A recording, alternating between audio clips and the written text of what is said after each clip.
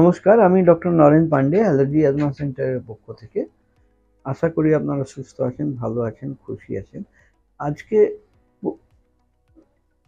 আগামী অনুষ্ঠানে আমরা আলোচনা করেছিলাম ইনহেলার কিভাবে ব্যবহার করতে হয়, কিভাবে নিতে হয়। আজকে আমরা ইনহেলারের বিষয়ে একটু আলোচনা করব।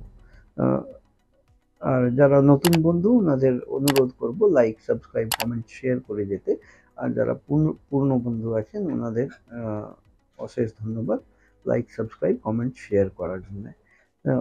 আগের ভিডিওটা আরেকবার রিক্যাপিচুলেট করে দিই যে ইনহেলারটা নেওয়ার পদ্ধতিটা কি। প্রথমে নিঃশ্বাস ছেড়ে দিতে হবে, পুরো পুরো বুক খালি করে নিঃশ্বাস ছাড়তে হবে। চোখটা আকাশের দিকে দিতে হবে, অর্থাৎ এই শ্বাসনালীটাকে সোজা করতে হবে। মুখে লাগিয়ে দিয়ে ভেতরে স্প্রে করতে হবে। যেই স্প্রে হয়ে গেল, এই সিঙ্ক্রনিটা খুব ইম্পর্টেন্ট। যেই স্প্রে হয়ে গেল তার সাথে সাথে খুব জোর আওয়াজ করে ভিতরে টেনে নিতে হবে। দম বন্ধ করে মনে মনে 10 গুনতে হবে। তারপরে নাক দিয়ে আমরা শ্বাসটা ছাড়বো। আমি একবার করে দেখাই। এই ঝাঁকালাম,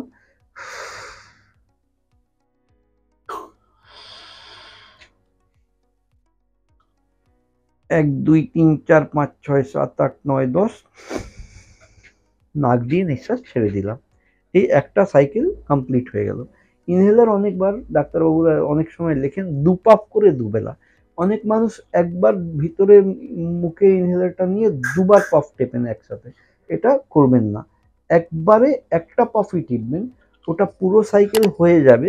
নিঃশ্বাস যখন বাইরে ছেড়ে দেবেন 1 মিনিট কি 1.5-2 মিনিট অপেক্ষা করে আরেকটা পাফ নেবেন। দুটো পাফ একসাথে মুখের মধ্যে নেবেন না। এবার ইনহেলার নিয়ে আমরা আতঙ্কিত হয়ে যাই যে এই ইনহেলার নিলে আর কাজ করবে না ওষুধ, বা কেন, কি বৃত্তান্ত। আমরা যেরকম এই বুকের জন্য অনেক সময় কাশির জন্য ইনহেলার দেওয়া হয়, কিন্তু মানুষ দেখে ভাবে আরে আমার তো অ্যাজমা নেই, আমার শুধু কাশি আছে, কেন ডাক্তার ইনহেলার দিয়ে দিয়েছে। ইনহেলার দেওয়ার মানে শুধু হাঁপানি, দমের কষ্ট সেটা নয়। ইনহেলারের মাধ্যমে ওষুধটা ফুসফুসের মধ্যে পাঠিয়ে দেওয়া, সেটা কাশিতেও হতে পারে। 1 নম্বর কথা। 2 নম্বর কথা, বিশেষভাবে যাদের নিঃশ্বাসের দমের টানের কষ্ট আছে বা কাশি সর্দি আছে, ওনাদের ওষুধের মধ্যে মন্টিলুকাস, লেভোসেট্রিজিন আপনারা শুনে থাকবেন, এইসব এই মন্টিলুকাস ওষুধগুলো ব্যবহার করা হয়। এবার একটা বড়ি আপনি যে মন্টিলুকাস, লেভোসেট্রিজিন খেলেন, সেটা হলো 10 মিলিগ্রাম মন্টিলুকাস আর 5 মিলিগ্রাম লেভোসেট্রিজিন। তার মানে মোট হলো 15 মিলিগ্রাম আপনি খাচ্ছেন একটা বড়ি। 15 মিলিগ্রাম মানে হলো 15,000 মাইক্রোগ্রাম, কারণ এক milligram is equal to 1000 microgram. ঠিক সেরকমই 15 মিলিগ্রাম বরাবর হলো 15,000 মাইক্রোগ্রাম। আর এই ইনহেলারের মারফতে যা ওষুধ বেরোয় এটা 100 মাইক্রোগ্রাম। এবার 100 মাইক্রোগ্রাম বেরোলো, 15,000 মাইক্রোগ্রাম যদি 100 দিয়ে ভাগ করেন, তাহলে প্রায় 150 বার আপনি যখন ইনহেলার নেবেন, তখন একটা বড়ির সমান ওষুধ আমার শরীরে প্রবেশ করছে। আমরা নিজেই বিচার করতে পারি যে ওষুধ আমার শরীরে কম প্রবেশ করা ভালো না বেশি প্রবেশ করা ভালো। এটা এক। দ্বিতীয়, এই যে প্রবলেমগুলো হয় যেটার জন্য ইনহেলার দেওয়া হয়, এগুলো এনভায়রনমেন্টাল প্রবলেম। আমাদের পরিবেশিক অবস্থার জন্য এই সমস্যাগুলো হয়।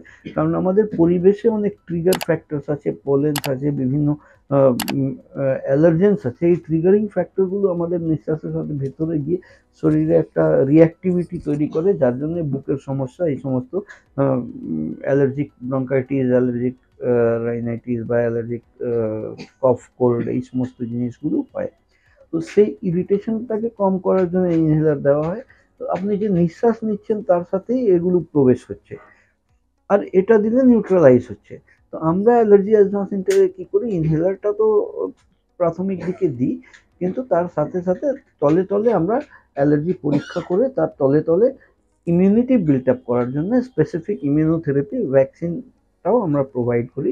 যখনই as soon as immunity build up হয়ে যায়, তখন আমরা ইনহেলার বা ন্যাজাল স্প্রে যে ডাক্তারবাবুদের মারফত দেওয়া হয়েছিল সেগুলো আমরা কিন্তু উইথড্র করে দিই, এবং আপনারা নর্মাল জীবনযাপনে ফিরে আসতে পারেন। এইরকম পরিষেবা যদি আপনাদের কারোর প্রয়োজন হয়, তাহলে নিচে দেওয়া অ্যাপয়েন্টমেন্ট নাম্বারগুলোতে কল করে এসে এই পরিষেবা নিতে পারেন। আমি কলকাতাতে মৌলালী শিয়ালদা স্টেশনের পাশে মৌলালী মাজার এবং ইন্টালি সিনেমা হলের মাঝখানে অ্যালার্জি অ্যাজমা সেন্টারে অবস্থিত। আজকের মতন এখানেই শেষ করলাম। আপনারা ভালো থাকুন, সুস্থ থাকুন, খুশি থাকুন।